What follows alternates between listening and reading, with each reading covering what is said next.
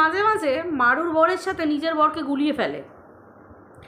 আরে ভাই দালাল, তুই নিজে বলেছিলিস তোর বর তোকে 6 হস্তের ডট ডট বলেছিল, যার জন্য তুই ঘর ছেড়ে বাইরে চলে গেছিলিস, ফ্ল্যাট কাণ্ড ঘটিয়েছিলিস।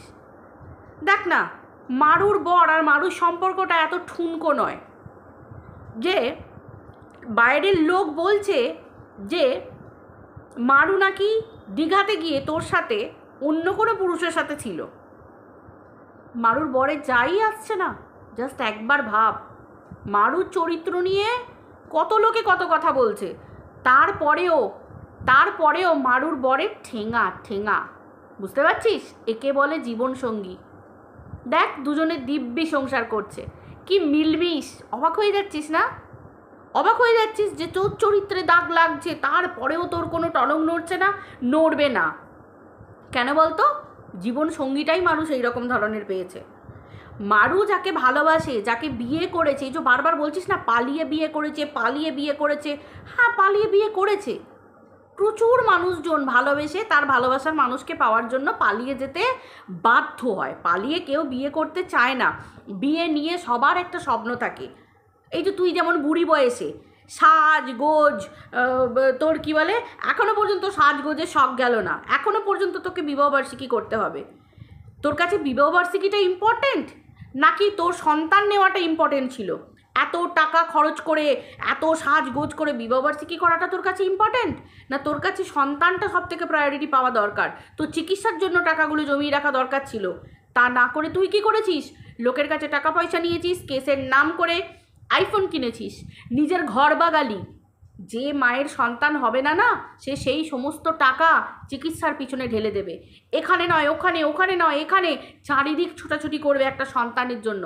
কিন্তু তোর মধ্যে সেই ছটপটানিটাও দেখিনি, আর তোর মধ্যে সেই ছোটাছুটিটাও দেখিনি। এইখানে তোর আর 5টা নারীর মধ্যে ফারাক, বুঝলি দালাল? বলতে খারাপ লাগে কথাগুলো, কিন্তু কি বলতো, বলতে বাধ্য হতে হয়। কারণ তুই একজন ব্লগার, তোর ব্লগ দেখে ভিডিও টু ভিডিও বলছি, আর তুই একজন কন্ট্রোভার্সি ক্রিয়েটার, তুই অন্যকে আক্রমণ করছিস, অথচ তুই তোর নিজের দিকটা ভুলে যাচ্ছিস। তো চলো বন্ধুরা, ওয়েলকাম টু মিলিস ব্লগ। আশা করি তোমরা সবাই খুব ভালো আছো, আমিও খুব ভালো আছি। তোমরা বুঝতেই পারছো যে কী জন্য কথাগুলো বলতে বসেছি। এই কথাগুলো বলাগুলো জরুরি, খুব জরুরি। আজকে ম্যান্ডির বাড়িতে লোকজন আসবে। ম্যান্ডি বলছে খুব কাছের মানুষ আসবে। দালালের গায়ে অ্যাকচুয়ালি ছ্যাঁকাটা লাগছে এই কারণে যে খুব কাছের মানুষ আসবে। দালালের মধ্যে ভিডিও করার সময় একটা অ্যাগ্রেসিভ ভাব আছে, দেখবে। এই যে কাছের মানুষ কথাটা বারবার দালাল মানে ইঙ্গিত করছে। তার মানে কি, দালাল ছাড়া ম্যান্ডির কাছের মানুষ অন্য কেউ হতে পারে না। সব সময় দালালকে প্রায়োরিটি দিতে হবে। একবার মনে আছে তো, ম্যান্ডি দালালকে ইগনোর করেছিল বলে ম্যান্ডিকে কী ফল ভোগ করতে হয়েছিল? সে ম্যান্ডির টাকা পয়সা আছে বলে ম্যান্ডি কেস করেছিল, ম্যান্ডির বর হাত ধরে নিয়েছিল বলে, বুকে টেনে নিয়েছিল বলে কেস করতে সক্ষম হয়েছিল। নাহলে তো আর ম্যান্ডির পক্ষে সম্ভব ছিল না, তাই তো? তো সেই জন্য এই কাছের মানুষ, ভীষণ কাছের মানুষ, এটা না দালালকে পুরো জ্বালিয়ে দিয়েছে। হ্যাঁ, দালাল একটা কথা ঠিক বলেছে যে তোমার কি বলে, কারণ দালালকে তো ভালো সাজতে হয়, যে ম্যান্ডির মেয়ের পরীক্ষা। দেখো আবার একদিকে ভেবে দেখো, দালাল সব জানে। দালাল বললো, কথা হয়েছিল, সম্ভবত বলেছিল যে পরীক্ষা এই সময় হতে পারে। দালালের সাথে ম্যান্ডির যে কথা হয় সেটা দালাল বলেই দিচ্ছে, অথচ ম্যান্ডির বাড়িতে কে আসছে সেটা আর দালাল বলতে পারছে না ভিডিওতে। দালালকে কন্ট্রোভার্সি, আসলে দালালের তো কন্টেন্ট চাই। দালাল সব জানে কে আসছে ম্যান্ডির বাড়িতে, সে রূপলি আসছে না তোমার কি বলে, নাকি তোমার জেলই আসুক না কেন, পৌশালী রূপালী যেই আসুক না কেন, তবে কোনো না কোনো কেউ তো আসছে, সেটা দালাল খুব ভালো করে জানে, তাই তো?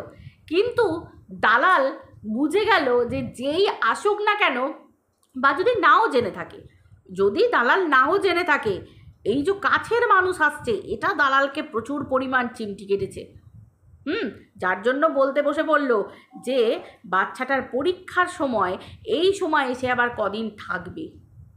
এইটা কিন্তু ভীষণ চোখে লাগার ব্যাপার।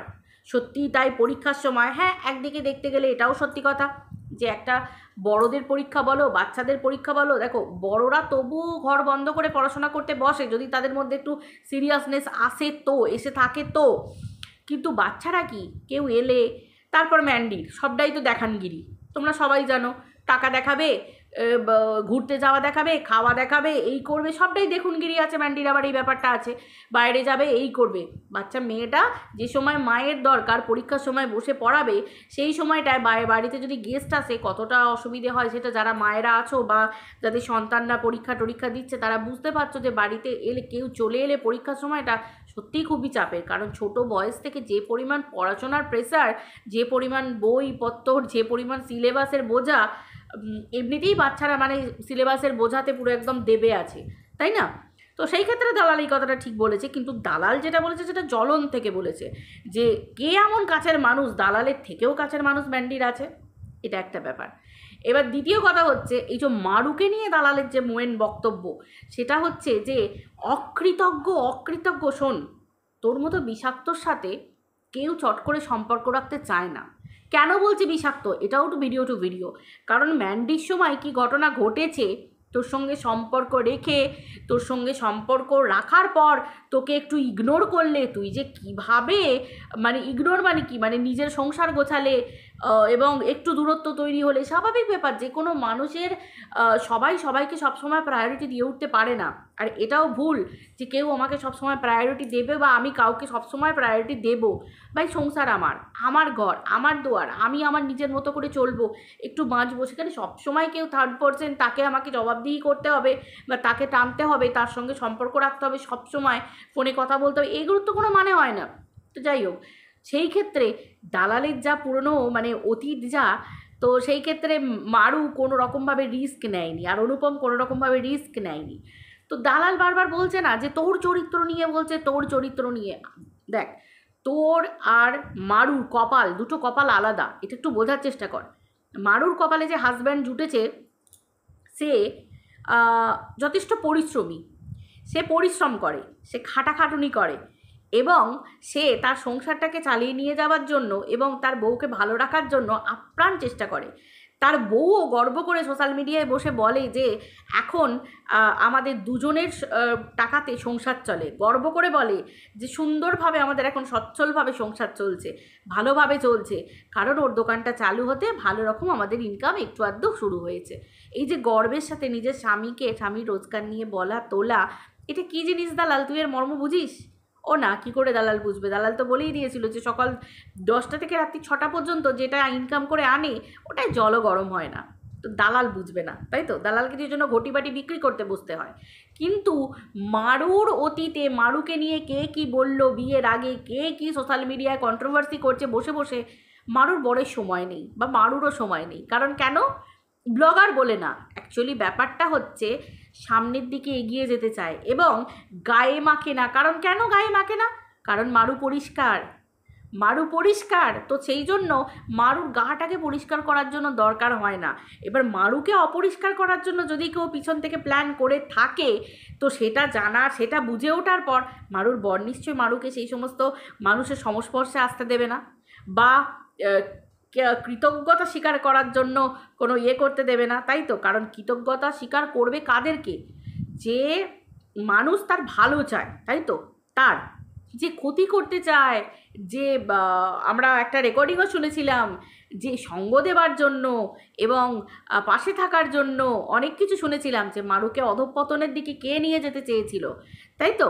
তো সেই ক্ষেত্রে যদি কেউ পিছন থেকে কনস্পিরেসি করে রাখে, সেখানে তো মারুর কিছু দায়িত্ব বোধে থাকে কি? থাকে না। তো সেই ক্ষেত্রে মারুর বরের যদি জানা থাকে যে আমার স্ত্রীকে কেউ অসম্মান করতে পারে এবং আমার সংসার ভাঙার জন্য কেউ তেড়ে ফুঁড়ে লাগতে পারে, মারুর বর বা মারু তারা দুজনে কি কখনো, যারা সংসার করতে চায় তারা কি কখনো তাদের ছায়া মারাবে বা তাদের সংস্পর্শে থাকবে না। তাই মারু করছে না, মারু কানও দিচ্ছে না, পাত্তাও দিচ্ছে না। কেন? তারা সংসারী, তারা স্বামী স্ত্রীতে হ্যাপি আছে, ভালো আছে, তারা ব্লগার, তারা সুন্দর সুন্দর ব্লগ উপহার দিচ্ছে মানুষকে, তারা তাদের সুন্দর জীবনযাত্রায় স্বামী স্ত্রীকে ভালোবাসে, স্ত্রী স্বামীকে ভালোবাসে, দুজনকে কেয়ার করে, আনন্দ করছে, ফুর্তি করছে, সকলকে নিয়ে আছে, এটাই তো, তাই না? তোর মতো গোটা গোষ্ঠীর দিব্যি দিতে বসতে হচ্ছে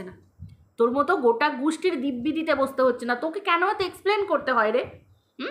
মারুকে তো এক্সপ্লেন করতে হচ্ছে না, তোকে এত এক্সপ্লেন করতে হচ্ছে কেন? তোকে কার কাছে এক্সপ্লেন করতে হচ্ছে?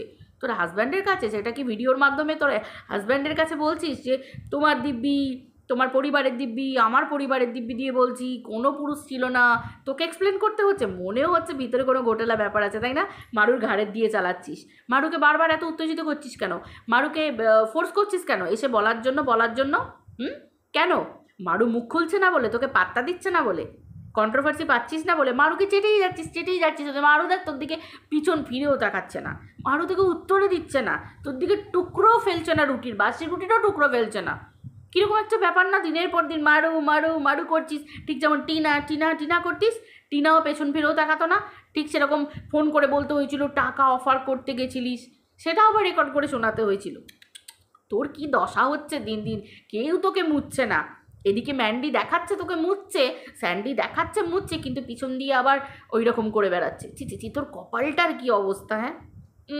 একে নাকি আবার বলে তাবড় কন্ট্রোভার্সি ক্রিয়েটার। ভাই কোন দিক থেকে বলে আমি অন্তত জানি না, তাই তো? সে তো জোর করে থোপে দেওয়া, টিনার সাথে অন্য পুরুষ আছে, এর সাথে অন্য পুরুষ আছে, রে কত চেষ্টা করছিস মারুর সংসারটা ভাঙার, মারু পাত্তাও দিচ্ছে না, মারু কন্ট্রোভার্সিতে নামবে না। কারণ মারুর এত ভালোবাসার মানুষ আছে, তারা সবাই মারুকে বলে যে তুমি কন্ট্রোভার্সিতে নেমো না মারু, কারণ তুমি কেমন সেটা আমরা জানি, তাই তো?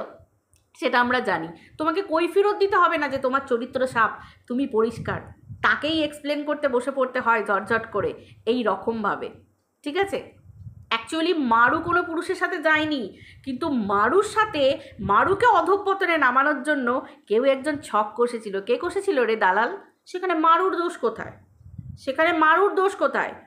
যদি কেউ কারোর যদি কোনো কিছু প্রকাশ পায় যে অন্য পুরুষ ছিল, তার সাথে অন্য পুরুষের সাথে এই করেছে ওই করেছে, যেমন 49-এর ব্যাপারটা, সেটা আলাদা জিনিস। আর মারুর ক্ষেত্রে মারুকে বিপদে ফেলতে চেয়েছিল অন্য পুরুষকে দিয়ে, যে হ্যাঁ তুমি যাও না, এই সেই হ্যানা ত্যানা, এই মানে আমি কোনোদিন শুনিনি যে আমার বোনের যদি ব্রেকআপ হয়ে যায়, সেই সময় আমি যদি কাউকে বোন বলি বা আমার যদি বোন মনে করি, তার ব্রেকআপ হয়ে যাবার পরে আমি একটা খারাপ পুরুষ, জানি যে একটা মেয়েকে ঠকিয়েছে, একটা মেয়ের সাথে বিয়ে হয়েছে, মানে টিনার সাথে এরকম হয়েছে, তারপর সেই লোকটাকে বলবো যে আমার বোনের সাথে তুমি সম্পর্ক রাখো, অন্য কিছু না, শুধু একটু শারীরিক একটু মানসিক এই রকম ধরনের। ছি ছি ছি ছি ছি ছি ছি ছি। তারপরেও তুই শুভাকাঙ্ক্ষী বলে পরিচয় দিস, তারপর ভাবিস যে মারু তোকে পাত্তা দেবে, মারুর বর তোর সাথে মিশতে দেবে এবং তোর ওপর কৃতজ্ঞতা স্বীকার করবে। তুই তো একজন অকৃতজ্ঞ রে, তোর কাছে কি কৃতজ্ঞতা স্বীকার করবে? হ্যাঁ, যাকে বোন বলেছিস, ম্যান্ডিকে বোন বলেছিস, ম্যান্ডি কাপড় খুলে ম্যান্ডিকে বিক্রি করেছিস সোশ্যাল মিডিয়ার ভরা বাজারে। তুই সম্পর্কের মূল্য বুঝিস? তুই বুঝিস সম্পর্কের মূল্য? তোকে ক্লারিফিকেশন দিতে হয় তোর চরিত্র পরিষ্কার করার জন্য। এটাই তো খেলা। কেউ বিন বাজাবে আর তুই নাচবি, এক্স্যাক্টলি এটাই তোর অকাত, এটা বোঝার চেষ্টা করবি। মারুকে এক্সপ্লেন করতে হচ্ছে না, কিন্তু তুই তোর কার্তুতগুলো এমনই করে রেখেছিস, তোর এমন কিছু ভাইরাল হয়েছে, তুই পুরো ভাইরাসের মতো ভাইরাল হয়ে গেছিস, যে কারণে তোকে উত্তর দিতে আসতে হচ্ছে, তোকে সবার দিব্যি দিতে হচ্ছে। ছি ছি ছি ছি ছি ছি। এমন তোর কার্তুত, এমন কারনামা যে নিজের বরের দিব্যি দিতে হচ্ছে বসে, নিজের বাম্মায়ের দিব্যি দিতে হচ্ছে, কাছের মানুষগুলোর দিব্যি দিতে হচ্ছে। ছি ছি ছি ছি ছি ছি ছি ছি ছি ছি। কী অবস্থা তোর, তাই না? কী অবস্থা। যাই হোক বন্ধুরা, আমার শুধু এইটুকুই বলার একে নিয়ে, যে এ কতটা নির্লজ্জ একবার ভাবো, এ কতটা নির্লজ্জ। এ আবার ভাবে যে সবাই একে ভালোবাসবে, মারুকে অকৃতজ্ঞ বলে, এ নাকি বিরাট ভালো মানুষ। কোন মুখে বলে বন্ধুরা, তোমরা বলো, কোন মুখে বলে? কি করেছে আজ পর্যন্ত? কি করেছে? টিনাকে পর্যন্ত নিয়ে ঠিক এইভাবেই খেলে গেছে, এইভাবেই। এদিকে বলেছে ফোকলা খারাপ, আবার ফোকলা ভালো হয়ে গেল, আবার এই হয়ে গেল। ঠিক সেদিকে হুলও ভালো ছিল, হুলও খারাপ হয়ে গেল, আবার হুলও ভালো হয়ে গেল। বুঝতে পেরেছো ঘটনাটা কি? এই জায়গায় হচ্ছে এর গণ্ডগোল। যাক বন্ধুরা, ভিডিওটা এই পর্যন্ত রাখছি, আবার দেখা হচ্ছে পরের ভিডিওতে। সবাই ভালো থেকো, টাটা।